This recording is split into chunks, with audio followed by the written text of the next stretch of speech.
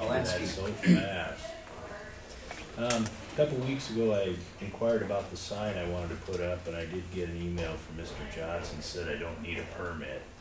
And I'm just wondering why I don't need a permit for that. You required other people to have permits, but I don't need a permit. When I talked to Mr. Scalf before he retired, anything over 6 feet off the ground, 6 feet above grade, needed a permit. And now all of a sudden, 20 feet off the ground doesn't need a permit. I mean, I'm just trying to figure out how you go about enforcing your sign ordinance.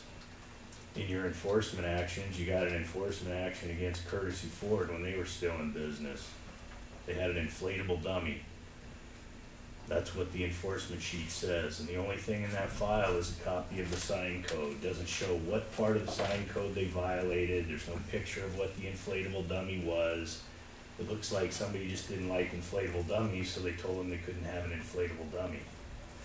Right? And if you look in the sign code, I don't see anywhere there where sign code where that is a sign, because you have no definition of what a sign is. What is a sign?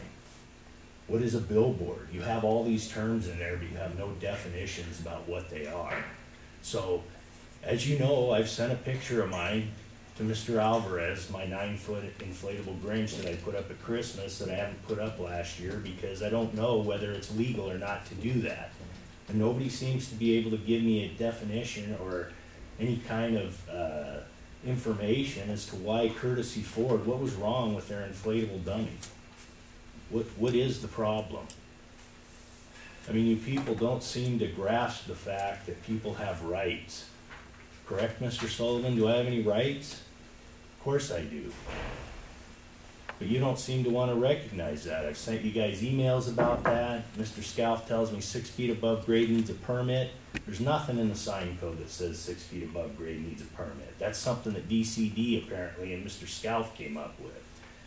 And he tried to pin it on the previous building official who now works for the city of Port Townsend, that he was the guy that came up with that. And I went and talked to him and he said, no, it wasn't him, it was there before he got there.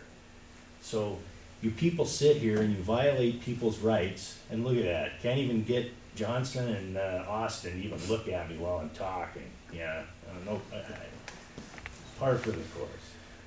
No, Mr. Young, it's not your turn to talk. So, no. I'm not talking, buddy. You're Quiet. snickering. Please, Just mind George. your business. There you go, George. Yeah. How far do we go? We got about 3 months without him snickering or trying to interfere with people while they're talking. Okay, thank you, Mr. Belenski, for your input. Anyone else like to contribute this morning, please?